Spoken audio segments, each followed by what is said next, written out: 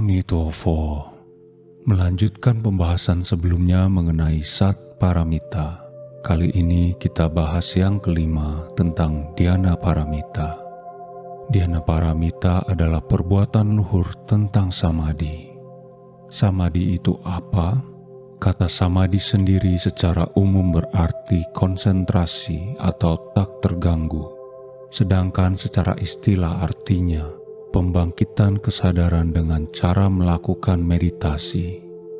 Tetapi perlu kita pahami bahwa meditasi itu hanya salah satu dari sekian banyak cara menuju pembangkitan kesadaran. Dalam Sutra Intan juga dijelaskan, tidak terusik oleh fenomena apapun, serta tenangkan hati dan pikiran. Tidak terusik oleh fenomena apapun, itulah dhyana. Seorang Master Zen di China bernama Master Yu Xiang, beliau bermeditasi dengan mengelilingi pasar, tidak tercemar oleh fenomena luar. Hati tenang, tidak tergoda sedikit pun. Ia terlihat seperti sedang mengunjungi pasar, tetapi sebenarnya beliau sedang bermeditasi. Jadi yang dimaksud dhyana ini adalah keadaan di mana pikiran menjadi sangat tenang, atau sederhananya mengalami ketenangan batin. Kondisi batin yang tenang, tidak terombang-ambing, tidak mudah terpengaruh oleh lingkungan, senantiasa fokus dan terkendali dengan baik. Teman-teman, Sefu berharap sekarang Anda sudah paham dahulu apa itu dhyana. Selanjutnya kita bahas bagaimana mempraktekkan dhyana ini dalam kehidupan sehari-hari. Dalam latih dhyana ini kita perlu melakukan meditasi. Tetapi ingat seperti pada contoh sebelumnya, bahwa Master Yu Xiang bermeditasi dalam kondisi berjalan di pasar yang ramai. Apa maksud dari cerita tersebut? Maksudnya adalah meditasi bukan hanya dilakukan duduk diam saja. Walaupun kita semua dianjurkan melatih duduk bermeditasi sesuai kemampuan, tetapi yang jauh lebih penting adalah agar kita semua senantiasa menyadari setiap tindakan dan perilaku kita setiap saat. Ketika kita mampu menyadari hal itu, maka semua ucapan dan tindakan dapat kita kendalikan dengan baik. Dhyana ini justru sangat penting dan jauh lebih penting pada saat kita sedang berinteraksi dengan dunia luar. Jadi bukan hanya saat kita duduk bermeditasi atau berdiam diri saja. Ketika kita melakukan aktivitas, di sanalah praktek dhyana paramita yang sesungguhnya sedang diuji.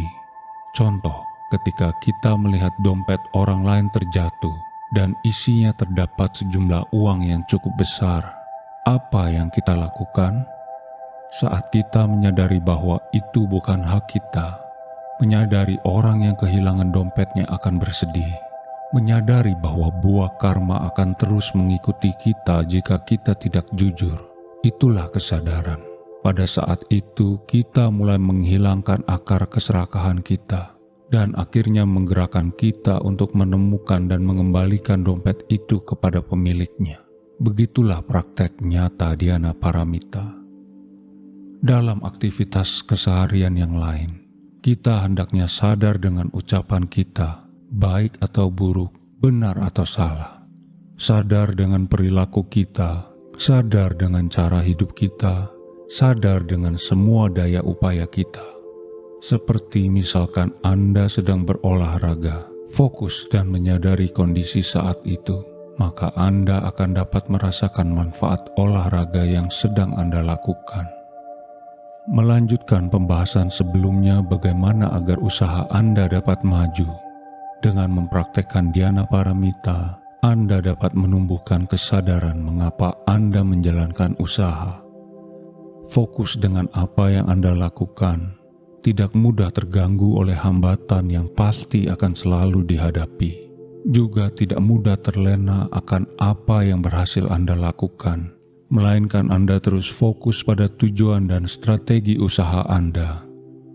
Ketika mengejar peluang bisnis, Anda senantiasa sadar, tidak terbawa oleh keserakahan. Sadar untuk selalu melakukan perbaikan-perbaikan dalam menjalankan usaha Anda. Terhadap karyawan, sadar pentingnya mereka bagi Anda. sadar pentingnya memberikan yang terbaik bagi mereka. Tetapi Anda juga sadar bahwa Anda tidak boleh lupa dalam mengawasi karyawan Anda dan memastikan apa yang mereka kerjakan benar dan sesuai. Itulah dhyana paramita. Amitofo.